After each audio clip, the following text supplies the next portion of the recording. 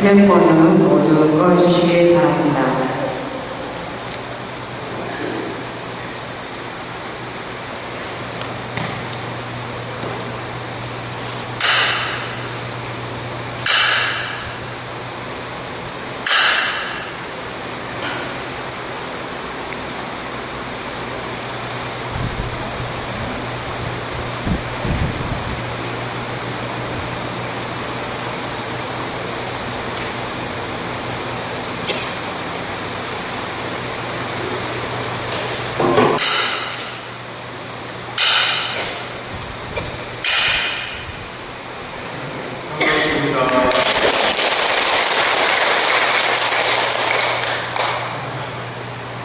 오늘 법화경 상불경 보살품 법문은 내용이 우리가 생각하기에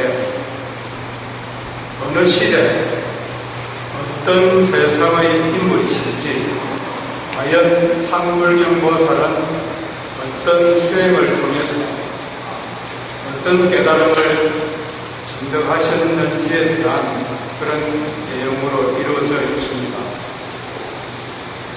이러한 상불경 보살의 수행과 자세를 통해서 우리들이 살아가는 삶을 이렇게 비추어서 생각해 볼 것 같으면, 이 상불경이라는 이 명칭이기보다는 오히려 상존중보살, 또 그리고 상공경보살, 항상 공경하는 보살이다, 또 혹은 상찬탄보살, 이렇게 명칭을 붙여야 더 어울리고 합당하다고 하는 그런 내용이 있는 것이라고 볼 수 있습니다. 이 말씀은 보다 더 실질적으로, 또 실제적으로 모든 사람들, 모든 타인을 가볍게 여기지 않는 것, 가볍게 여기지 않는 것을 불경이라고 합니다. 가벼울 경자, 안입을 자, 가볍게 여기지 아니한다. 그러니까 상불경이라는 것은 항상 언제 어디에서건 누구를 대하든 어떤 상황의 조건이 내 앞에 놓여 있다고 할지라도 나는 가볍게 여기지 아니하고 함부로 생각하지 아니하고, 그리고 내가 생각되는 적극적인 감정대로 표현하고 말하지 않겠다. 또 다른 사람의 아픔을 이렇게 주는 그런 소리를 하지 않고 찬탄한다, 이런 의미가 여기 들어 있습니다. 그래서 우리가 살아가면서 이 상불경 보살의 수행 정신을 본받을 것 같으면 내가 살아가는 삶이 조금 더 여유가 생기게 되고, 또 미운 사람이 있게 되고 고통과 괴로움이 없는 그런 젊은 삶으로 나아가게 될 수 있다는 그 내용이 법화경의 상불경 보살품의 중심된 내용이라고 할 수 있습니다. 그런데 이 공경과 존중, 찬탄의 기본과 터전이 무엇이라고 할 수 있는 것인가 하면 불경이라는 것입니다. 만약 경멸하거나 남을 조금이라도 업신여기는 마음, 그런 마음을 지니거나 갖고 있으면서 존중하거나 찬탄한다는 것은 어찌 보면 이설이라고. 그래서 우리가 표현하기 요즘 입에 참 침도 바르지 않고 하는 소리다, 이렇게 할 수 있는 것도 있고, 요즘 표현하기는 립 서비스다, 이런 이야기를 하게 되죠. 진정성이 없다는 것이죠. 그래서 우리가 진정성이 결여된, 우리가 칭찬이나 또 찬탄을 요즘은 경험하기가 어렵지 않습니다. 또 스스로가 그냥 내가 생각해도 참 그렇게 말해주고 싶지 않지만, 정말 내가 이렇게 자기를 비하해서 말하는 줄도 모르고 저 사람이 자기를 모르고 산다고 이렇게 생각하면서 우리가 혹시 남에게 불쾌한 마음을, 감정을 일상적인 삶이라는 것입니다. 그런 마음이 일어날 때 우리가 어떤 생각을 가지고 살 것인가 하면 상불경보살의 수행 자세 그리고 늘 실천하는 모습들을 궁극적으로 내 마음속에 염두에 두고 살아간다면 우리가 어떻게 될 것이냐면 궁극적으로 수승한 공경 또 찬탄과 존중은 우리들 스스로 삶의 큰 지침이 되는 것으로 머물러 있게 되게 된다는 것입니다. 그렇게 함으로 해가지고 내가 사는 삶이 좀 더 여유롭고 괴로움이 없고 참 재밌는 삶을 살게 될 것이다. 이렇게 할 수 있습니다. 그럼 먼저 상불경보살은 어떤 분이 되는 것이냐 하면 위엄왕열애가 있습니다. 위엄왕열애라고 하는 분은 우주가 생성되고 이 우주가 생성되고 나서 최초로 깨달음을 이루신 분이 위엄왕열애라고 했죠. 위엄왕열애. 그래서 이 위엄왕열애께서 교화를 하고 또 멸도하신 이후에 이제 상법시대에 존재한 비구스님이라는 상불경보살 비구스님이라는 것이고 출가 수행을 하시고 여기에 위엄왕이라고 할 때 위라는 이 뜻은 위엄 있는 모습의 위라는 그 음이라는 것은 소리, 이렇게 표현하는 것인데 그러니까 이 말씀을 생각해 보면은 그 이와 그 음성이 모두 어떤 누구도 따라오거나 또 넘볼 수 없는 최고의 인물, 정말 최고의 인물, 그리고 지존의 자리에 오른 왕이라는 그런 뜻을 지니고 있다는 것입니다. 그래서 우리가 역시 왕이십니다 이렇게 할 때가 있죠. 이런 표현은 최고라는 것입니다. 그저 그 말씀에 이제 우리가 예를 들어서 크기도 왕, 맛도 왕이라는 우리들 라면 선전 이런 것들 들어본 적 있지 않습니까? 그리고 이제 그런 우리가 살아가는 일상적인 삶에서도 위도 왕, 음성도 왕, 역시 왕인 부처님이 위엄왕열애라는 것이죠. 그래서 위엄왕 부처님이시다.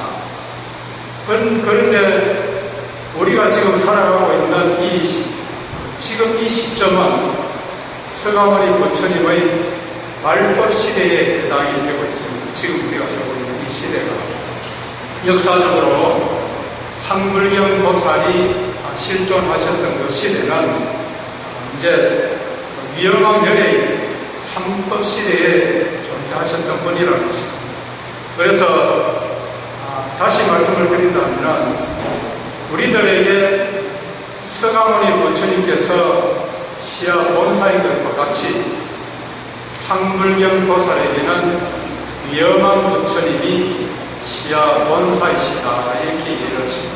그러면 이제 여기에 들어가기 앞서서 불교에서는 정법시대, 상법시대, 말법시대 이렇게 이 시대를 구분을 하고 있습니다. 그러면 이 정법시대는 어떠한 시기를 두고 말씀할 수 있는가 하면 부처님께서 1년 열반에 드신 이후에 그 1000년까지가 정법의 시대고 그 상법의 시대는 그 부처님께서 열반하신 그 이후 1000년 전, 그러니까 부처님께서 인멸하신 후부터 2000년까지가 상법시대에 해당이 되는 기간입니다. 그리고 다시 이제 상법시대 이후에 1000년을 말법시대라고 이렇게 이야기하죠. 그러니까 우리가 지금 불기 2562년이니까 말법시대에 도래돼서 있다. 그렇게 할 수 있는 겁니다. 그러면 이 정법과 상법과 말법을 어떤 그 시대 정신으로 분류해서 이야기를 하고 있는 것인가를 한번 말씀을 드리고 그런 그 가운데에서 상불경이라는 보살의 수행 정신은 우리들 삶에 어떠한 좋은 지침이 되고 또 그런 수행을 우리가 바탕으로 해서 우리가 살아가는 삶에 고통과 괴로움, 쓸데없는 우리가 어지러운 여러 가지 일들을 편안하게 안온하게 돌아갈 수 있는 것인가, 그렇게 이제 생각할 수 있는 부분이 있습니다. 그러면 여기에 정법시대는 이 불법이 이 세상에 그대로 지금 성행하는 시기가 정법시대이고, 여기에 정법시대는 다문 경고시대라고 이렇게도 할 수가 있고, 또 이 정법시대에는 앞으로 500년은 어떤 시대가 되느냐 하면은 해탈경고시대라고 이렇게 합니다. 해탈경고시대. 그리고 뒤에 500년은 선정경고시대로 이렇게 다시 세분을 합니다. 그러니까 정법시대의 전 500년은 해탈경고시대, 그리고 그 1000년의 정법시대에서 후 500년 정법시대는 선정경고시대고, 그 다음에 선법시대에 먼저 생각할 수 있는 부분은 다문경고시대다. 그러니까 1500년 그 사이에서 1500년에서 2000년 사이에 있는 것은 다탑경고시대의 상법시대입니다.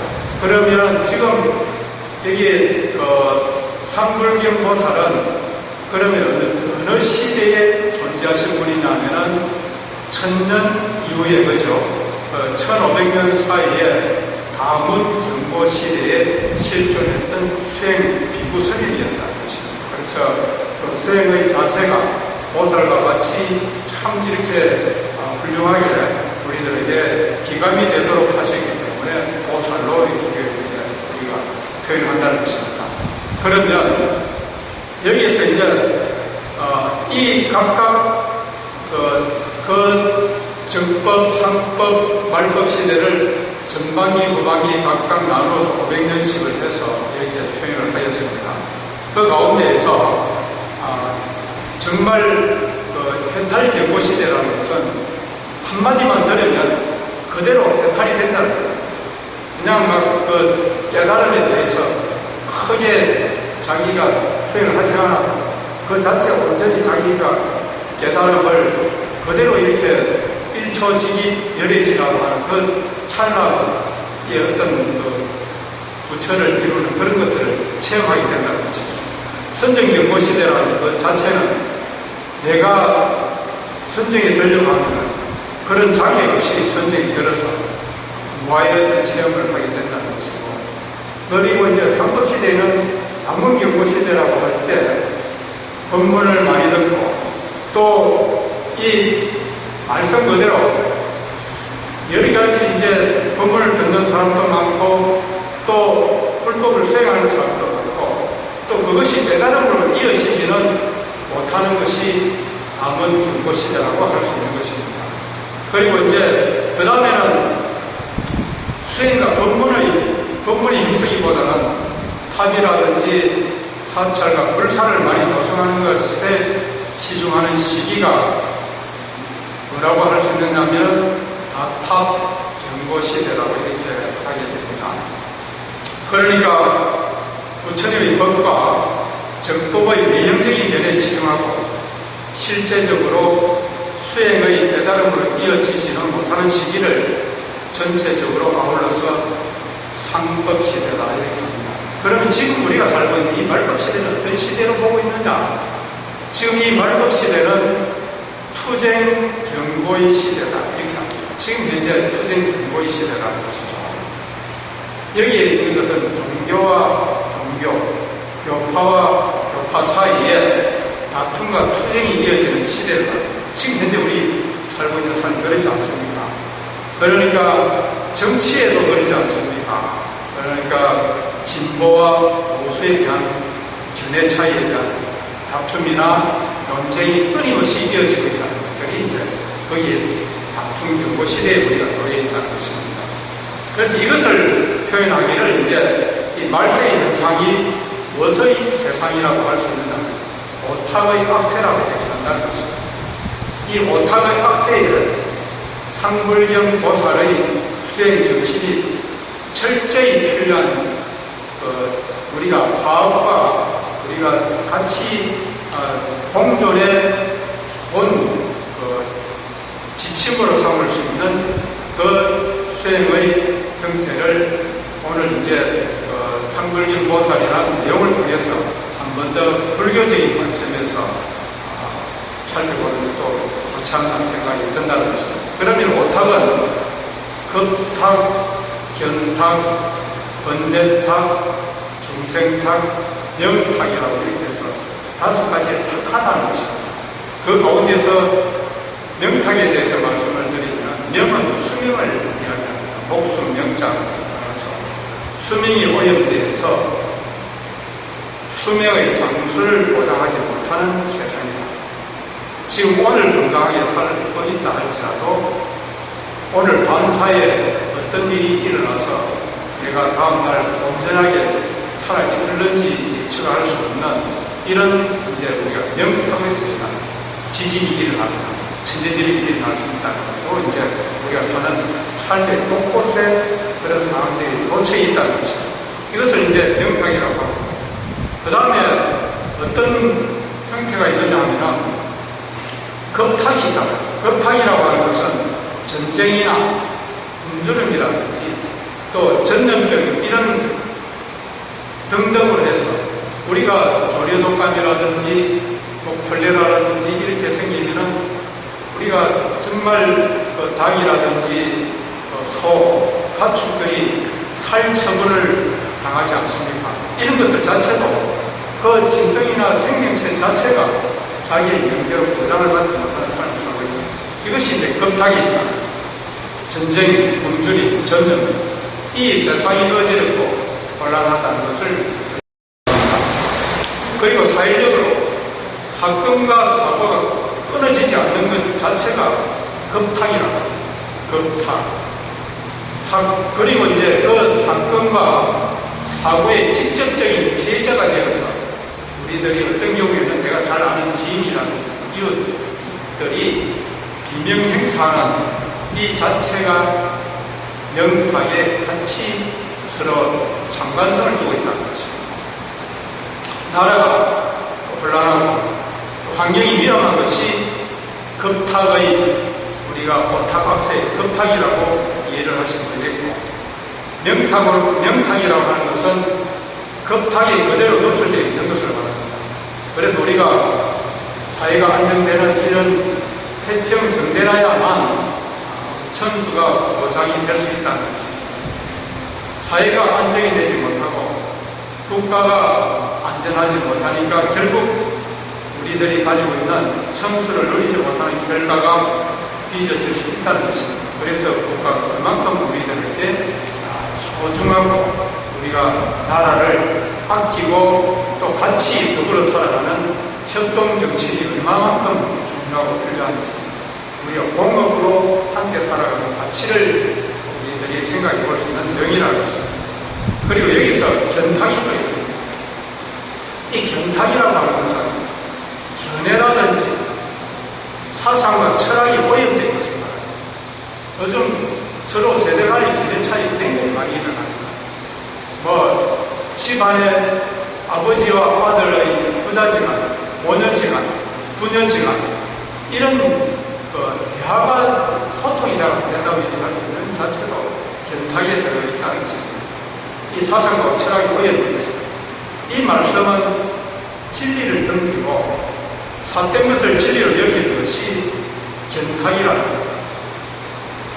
그래서 번뇌탁이라고 하는 이 자체는 번뇌에 지들고 번뇌에 벗어나지 못하는 것을 말하고 이 중생탁이라고 얘기하는 이 자체는 도덕과 윤리를 등지고 어기고 또 도덕과 윤리를 등지고 어기임으로 하여서 그 온갖 번뇌가 이제 증가하고 또 그러한 번뇌를 해결할 수 없는 것이기에 이것을 번뇌탁과 중생탁을 동일 선상에 놓여 있다고 볼 수 있다는 것입니다. 그래서 견탁, 번뇌탁, 중생탁은 무엇의 의미로 풀 수 있는 것인가 하면 가치관이 활약되었다는 뜻을 의미한다는 것입니다. 우리가 늘 자고나고 또 뉴스를 들어보면은 우리가 지금 말씀드렸던 현황 건전자 중생파기 말씀 그대로 이 혼란하고 사회에 늘 일어나고 있다, 반복적으로. 그러면은 다 그렇게 사는 것인가? 그렇지 않다는 것입니다. 도덕적으로 바르게 살아야 되겠다는 가치를 마음속에 문제에 많이 두고 있는 분들이 대다수인데, 그 가운데도 자기가 욱하는, 그러니까 분노 조절 장애, 감정 제한 장애, 이런 것에 노출되다 보니 결국은 이제 좀 돌아올 수 없는 이런 일들을 저지르거나 가해자가 되기도 하고 피해자가 되기도 한다는 것입니다. 그래서 이렇게 혼란하고 혼탁한 세상, 이 악세와 그리고 말세, 이 불교와 보살의 이 절실해지는 것은 어떻게 보면은 밤이 깊어서야 또 어두워질수록 우리가 별빛이 더욱더 선명해지는 것과 같은 이치가 된다는 것입니다. 그래서 여기에서 이 말씀을 드리면 이제 상불경 보살품은 여러분 가지고 있는 교재에 160페이지가 됩니다. 160페이지가 이제 상불경 보살품인데, 여기에 시대적으로 이제 위엄한 부처님께서 열반하시고 1000년이 지난 뒤 상법의 시대, 불법을 수행한다고 하지만 깨달음에 이르지 못하는 시대에 범람하던 정상만, 그러니까 여기서 다음은 경고시대라.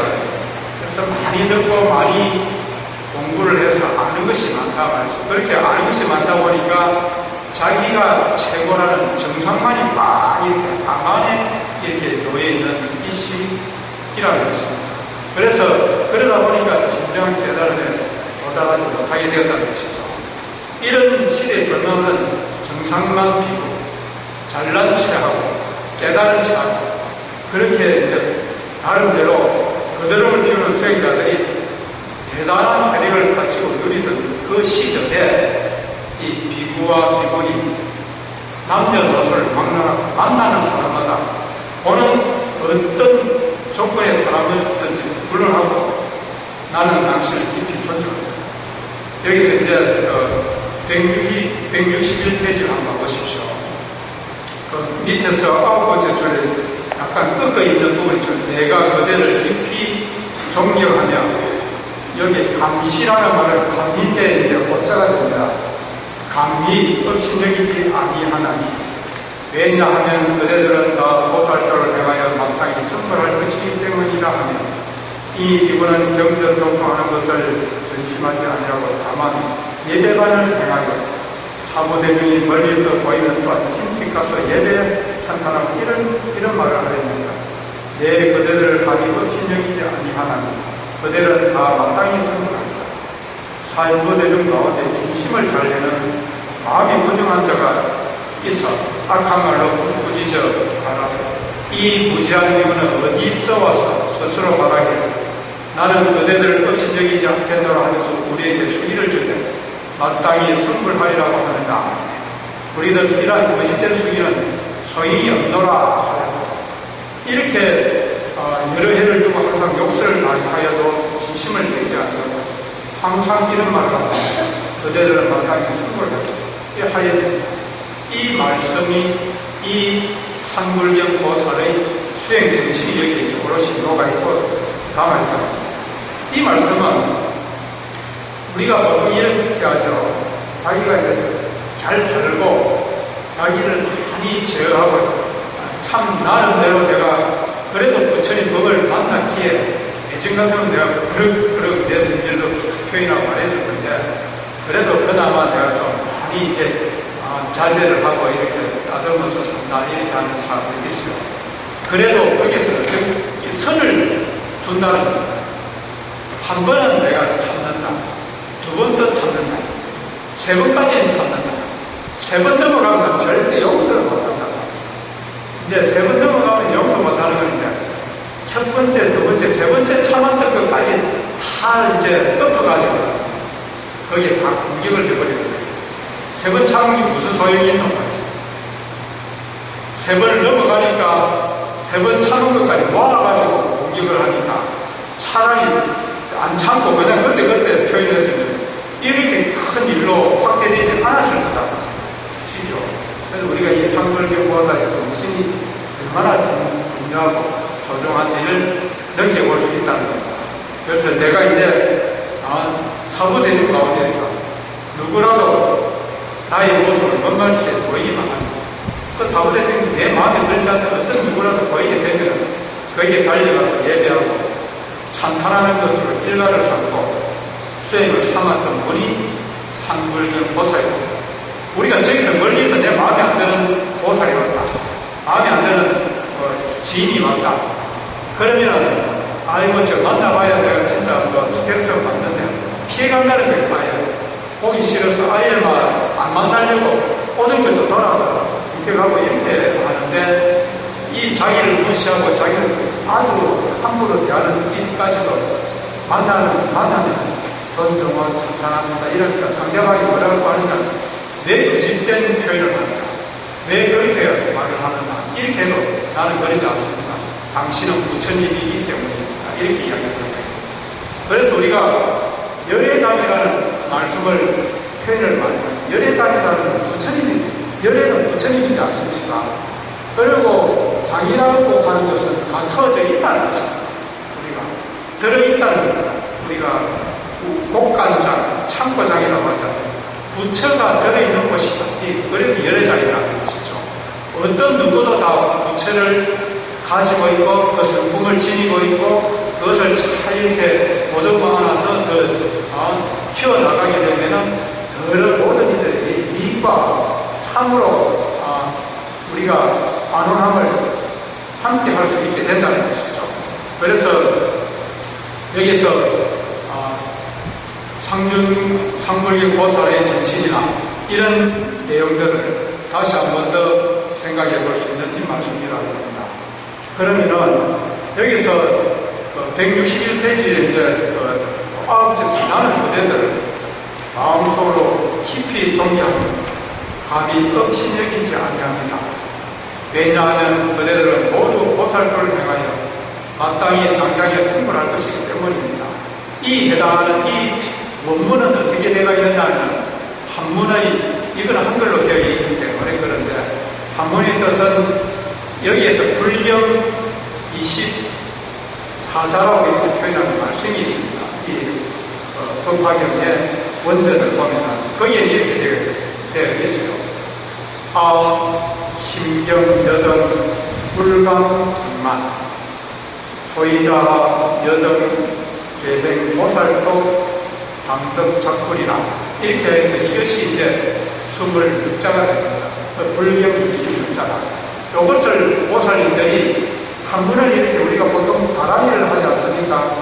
차내지는 하면 옴살바 모자 모지 사다야 사바 이렇게 하죠. 그러면 여기서 법화경에서 내가 항상 불경 24자 진을 한다면 그럼 불경 24자는 뭐냐?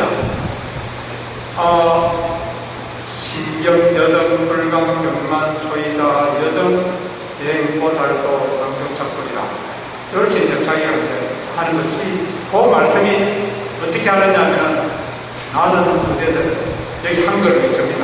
여기서 161페이지 있죠. 내가 그대들 깊이 존경합니다. 이것을 나는 그대들 마음속으로 깊이 존경하며 감히 업신여기지 아니합니다.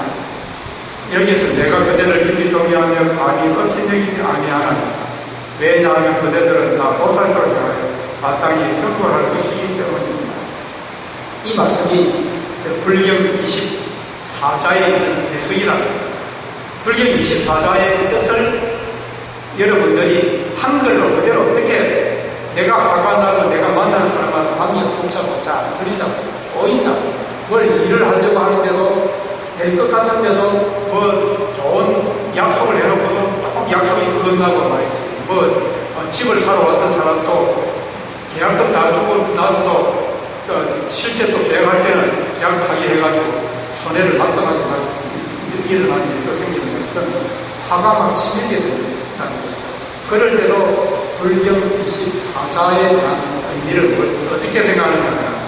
내가 그대를 깊이 존경하며 감히 없신여기지 않느냐. 왜냐하면 그대들은 다 보살도를 통하여 마땅히 성불할 것이기 때문이니라. 이 생각을 가지라. 이 말씀의 중요성이 여기 있다는 것입니다. 이 말씀의 중요성, 이 말씀들이 법화경이 왜 성경과 비슷한가? 이런 내용의 말씀들을 법화경이 되어 있습니다. 그래서 성경이 이런 말씀들을 옮겨서 그대로 이렇게 기독교에서 다시 재해석을 해서 성경을 펼칩니다. 너무 현실적이고 너무 감동적이고 우리 이 얘기를 들으면 이런 말이 무슨 말인지 잘 못 알아들었는데 다시 상불경 정신을 봐서 정법시대, 상법시대, 말법시대, 시대 정신을 이야기하고 그 시대에서 정상만이 가득해서 내가 아는 것이 많고 나는 불사를 말이야 공덕을 말이죠. 다탑경고시대 그리고 우리가 이런 다문경고시대와 다탑경고시대를 나는 불사라든지 경전을 많이 했고 수행을 많이 했다는 생각이 막 나는데 차가 있는 이 사람이 감히 자기 와가지고 무슨 이야기를 하면 아이고 뭐 한 것이 당신이 뭐가 있는데 나를 뭐 제거하려고 합니다. 이렇게 자기의 상을 이렇게 든단 말이죠. 내는 이 생각보다도 이 차원은 그 시대의 상불경보살이 그 수행자로서 이런 모든 것을 체험하고 다 닦고 수행해서 다 갖췄는데도 그 표현한다는 것은 얼마나 큰 울림을 주는 것입니다. 생각할 수 있지 않습니까? 그렇죠. 그런 생각을 여러분들이 직접 실천하시라는 거예요. 이 말씀을 많이 알고 들어가기보다는 우리가 실제 불경 24자의 의미를 여러분들이 다 가지고 계셔가지고 내 삶에 화가 나고 오직 내가 용납이 안 된다, 용서가 안 된다 이 감정들을 여러분들이 따듬어 가는데 이 불경 24자를 쓰시라는 거예요. 그러면 어떻게 하느냐? 부처님이 가피가 어떻게 싹 이렇게 다가오게 돼요. 어떤 형태? 몽중가피, 명문가피, 그 다음에 현정가피, 직접 내가 가피를 믿는다. 현정가피입니다. 몽중가피는 꿈속이라도 수기를 받는다. 된다는 보장을 받는 느낌을 확실히 꿈을 선몽을 받게 돼요. 명문가피라는 것은 늘 기도하는 가운데에서 자기도 모르게 젖어져요. 그래서 자기도 모르게 수행자 향기를 확 나고 자기는 자기가 깨달았다고 생각하지 않지만 깨달은 부처님께서 자연 깨달았다고 인정한 수기를 내려주신다. 이게 명언가피가 된다는 것이죠. 평상시 이 법왕사의 백보자 법회를 빠지지 않고 꾸준히 다니시게 되면 그 가피나 감흥을 직접 체험할 수 된다는 것이죠. 그런 생각들을 여러분들이 꾸준히 가시게 되면 이 백보자 법회의 정신과 이 맥이 이어지지 않고 끊어지지 않도록 이렇게 하고 있는 우리 법왕사의 주인 실상스님 정말 제가 도안에 있기도 하고 친하게 된 옛날 같이 어린 시절 강원에서 같이 공부했던 아주 한 이불 속에 옆에서 자면서 투닥투닥 한 치고 받고 하면서 지냈던 아주 지금 공부했을 때 한 4, 5년 전에 같이 대인사에서 같이 공부했던 도안이기도 하고 스님입니다. 그때 얼굴도 좀 비슷해가지고 누가 꽃길을 그래서 실상스님, 나를 실상스님으로 알고 그랬다는 말이 있더라고요. 나는 그냥 우리 보면은 닮은 게 없는데 누가 닮았다고 해서 없는지 말이야. 우리 실상스님 박사도 그러죠.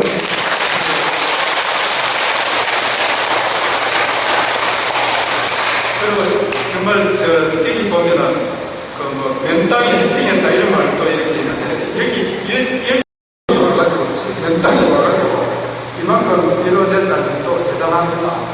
백보자 법회가 어떻게 보면 옛날 법사들이 어떻게 돈을 마련해서 주는지 모르겠지만 옛날 몇백 옷이 나서 이게 해가지고 연간 40번째 제사 지내가지고 법사님보다 되겠나 이런 염려를 할 수 있을 것 같아요. 그래도 이끌어가는 그 정신이 참 우리가 어떤 면에서 이런 부분에서 상불경 보살이라고 생각할 수 있다. 여러분들 그것들을 또 어느 한 부분에서는 상불경이 될 수 있는 나름대로의 전문화를 가질 수 있도록 하셔야 됩니다. 이 한 부분은 내가 상불경입니다. 그래서 그런 정신이 없다면 이 시대 정신, 불교에 지금 전부 다 기독교화되고 아니 무종교화되고 있는 이런 추세에 불자로서 이 온전히 이렇게 자기 깨달음을 추구하는 이런 수행자로서 남는다는 건 쉬운 일이 아닙니다. 그 정신들 여러분들이 이제 잘 이어가시면 좋겠다 이렇게 생각을 하거든요. 그래서 불교 24자 반드시 우리가 좀 실천해야 될 이런 부분이다 이렇게 생각합니다. 그래서 이제 여기에서 아까 열애장이 있고 열애는 꼭 부처이 있고 장은 저장하고 있다는 그런 뜻이 되죠. 그래서 부처를 저장하고 또 부처를 간직하고 있다는 것을 꿰뚫고 보고 있기 때문에 우리가 불경하고 존중하며 찬탄하고 예배한다는 것입니다. 그래서 우리가 그 주위의 모든 이들을 열애장으로 이렇게 본다는 것입니다. 이분들이 모두가 부처님을 우리가 이제 가지고 부처가 열애는 뭐 부처님이니까 그죠. 그리고 장은 이제 저장하고 있다 이렇게 보고 있기 때문에 어떤 하나라도 어떤 누구라도 함부로 업신여길 수 없다는 것입니다.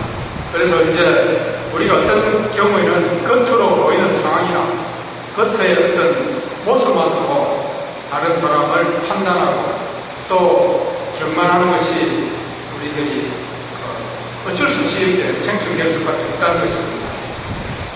그런데 지금 앞으로는 이제 그런 생각보다는 그렇게 생각하는 것은 어찌 보면 어리석고 무지몽매하다.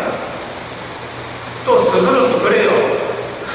내가 참 진짜 덕이 없고 정말 어리석어서 자기가 어리 알면서 그렇게 해놓고 어리석다는데 그래 어리석은 행동을 하면서 어리석은 내가 일을 했습니다. 바로 지금 이렇게 하면 바로 어리석은 일이 된다고 그 순간만 생각 못하는 거예요. 그걸 이야기하면 순간 치매다.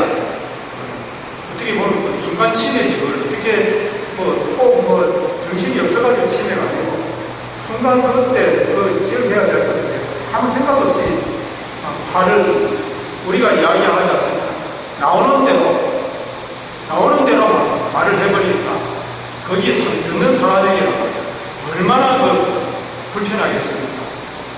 감정이 있는 대로 이제 상하게 되죠. 다시는 안 본다 이렇게 생각할 수 있잖아요.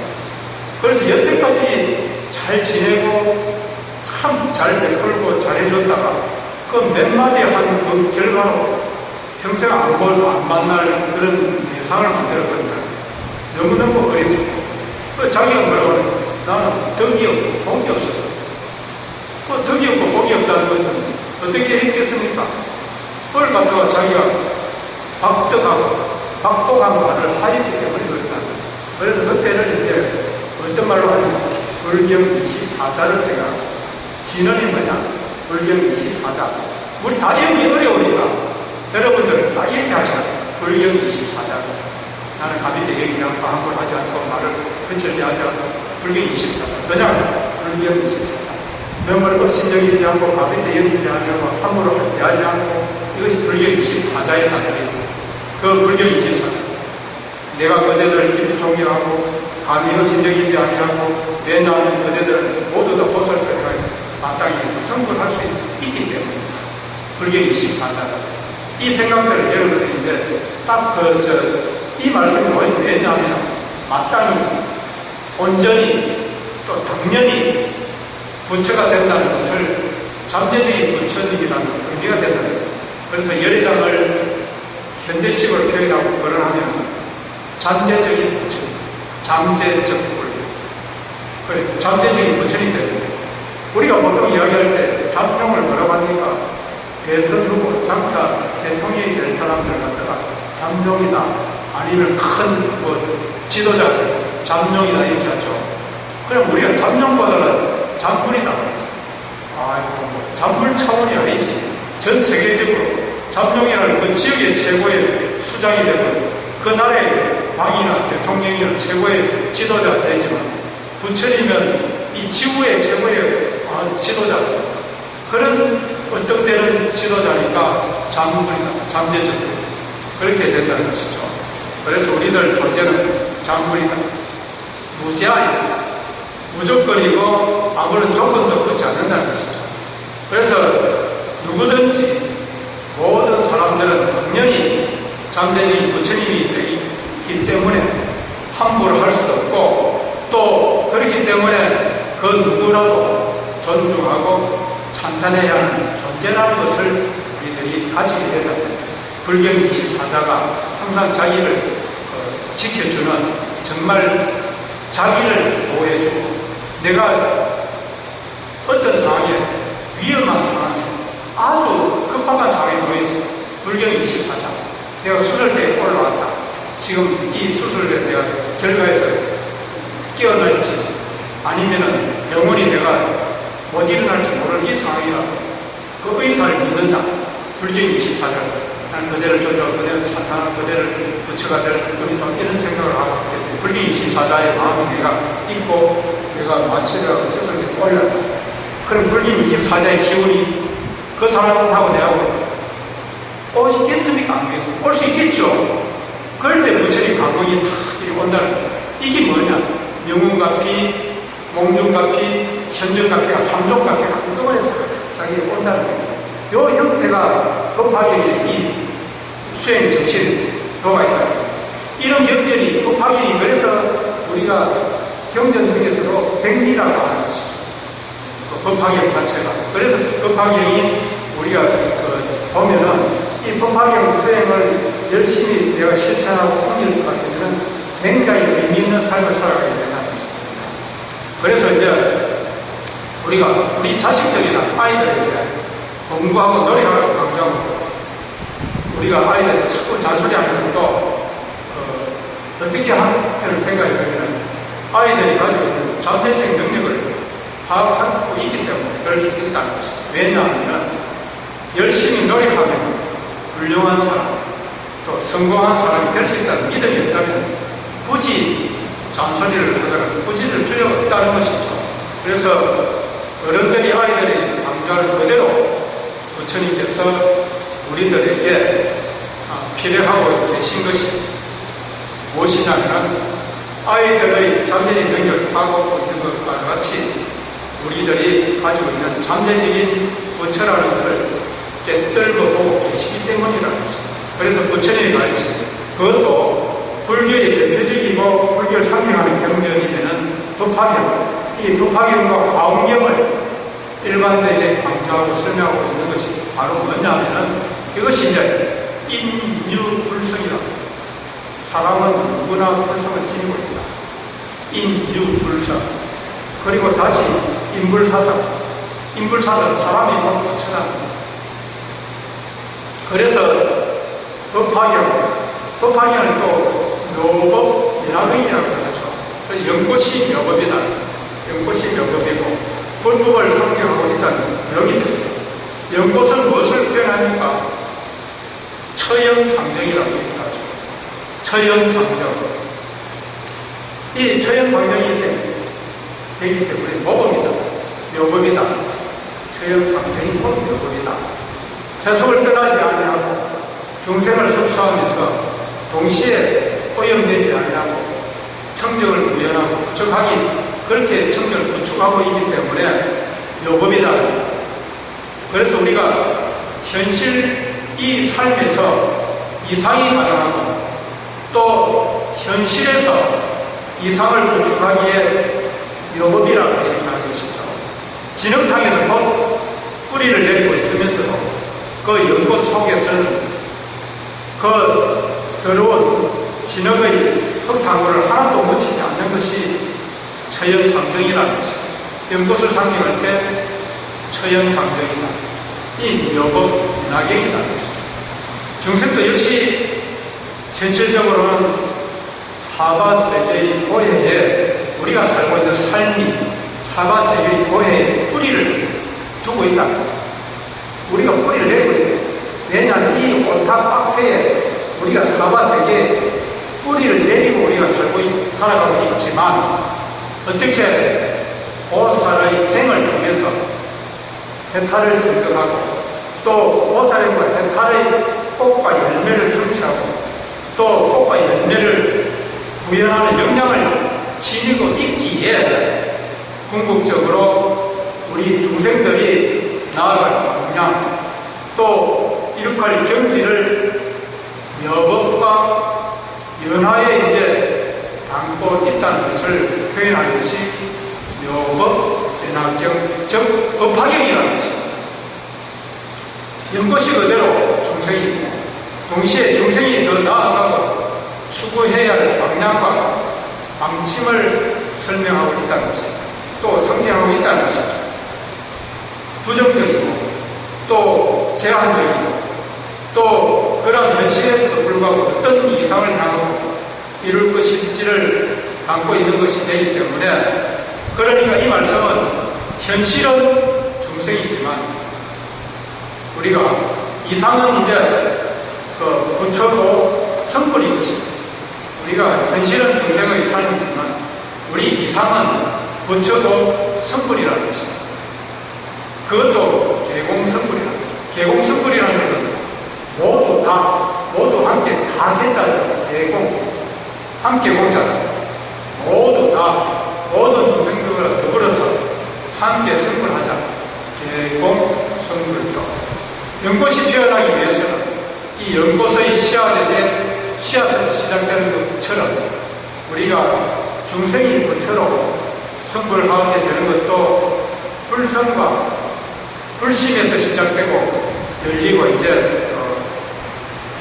이루어지고 있는 것을 의미하지 않겠습니까? 그죠? 그래서 우리가 다시 한 번 더 생각해 보면 인간성, 인성과 불성을 잠시 생각해 봅시다. 인간성이라면 인간이라면 누구나 갖고 있는 마음이죠. 성품을 말합니다. 인간성이 우리가 좋다 말이죠. 참 그 사람 인간적이다. 이런 말은 사람들과의 조화, 화합을 범하고 실천하는 것과 다르지 않다. 그래서 우리가 잘 알고 있는 독일의 철학 칸트는 이제 봤습니다. 이성적이고 그리고 도덕적인 인간의 본질은 인간성, 그것을 인성이라고 강조를 합니다. 인간성, 즉 인성은 인간의 본성으로 인간을 인간답게 하는 것이고 다시 이제 바꿔서 말씀을 드리면 인간성이나 인성이 나쁘거나 없다는 것은 인간답지 못하다. 우리가 보면 정말 비인간적이다, 비인격적이다, 비양심적이다, 인간답지 못하다는 것이죠. 왜냐하면 인간답지 못하다, 사람답지 못하다, 사람으로서 사람답지 못한 삶을 또 사람답지 못한 행동을 해서 안 된다는 것이죠. 그래서 여기 있는 말씀대로 나와 더불어서 나의 입장과 상황까지 살피고 헤아리면서 나를 위하고 남을 위하는 마음과 행동, 이것이 바로 인성과 불성을 구분하는 요지가 된다는 것입니다. 그래서 이제 다시 마지막으로 말씀을 드린 것 같으면 163페이지에 이제 11번째 줄 보시면 거기 이제 득대세요.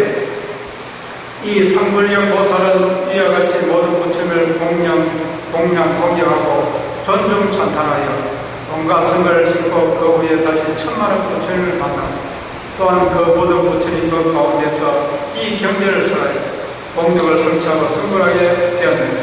이렇게 하는 부분은 바로 상불경 보살의 수행, 또 수행의 결과, 수행의 성과를 설명하고 있는 것을 의미하는 것입니다. 우리가 왜 상대방을 공경하고 왜 또 존중하고 찬탄해야 하는지를 밝히고 있는 부분이 이 내용이라는 겁니다. 그리고 이제 또 동시에 이러한 공경과 또 존중과 찬탄이 필요하고 중요한 것을 알려주고 주는 설명이 되는 그 부분이기도 하다. 이 말씀이 공경과 존중, 찬탄으로서 이제 우리가 깨달음과 성불이라는 열매를 맺게 된다는 것입니다. 그래서 공경, 존중, 찬탄, 즉 깨달음이다. 공경, 존중, 찬탄, 니콜, 깨달음, 또 성불이다. 이 열매를 맺게 되고 이 깨달음과 성불을 위해서 반드시 공경, 존중, 찬탄이 필수적인 조건이 된다. 그때 교재에서 계속해서 보면은 그때 상불경 보살이 바로 내 몸이었다고 설명합니다. 즉 이 상불경 보살은 성아모니 부처님의 전신이라는 것이죠. 그래서 상불경 보살의 존중과 공경과 찬탄과 이 과정을 통해서 성아모니 부처님의 궁극적인 결과가 이루어지고 열매를 맺게 된다는 것이 이 내용이랍니다. 그러니까 이 결론의 말씀이 상불경 보살이 곧 성아모니 것입니다. 상불경 보살이 곧 성아모니 부처님입니다. 이것은 누구든 우리 모두들 다 상불경 보살과 같이 실천하고 행동한다면 마침내 불과를 정득하고 또 불과에 오르게 되리라는 희망의 메시지가 됩니다. 우리가 이러한 희망의 메시지를 또 이런 희망이 있다는 것들을 가슴속 깊이 담아두고 우리가 열심히 존중, 우리가 공경, 찬탄, 우리가 불가를 적용하게 된다. 이 말씀이 상불경 보살님의 핵심 내용이라는 것을 말씀 마치도록 하겠습니다.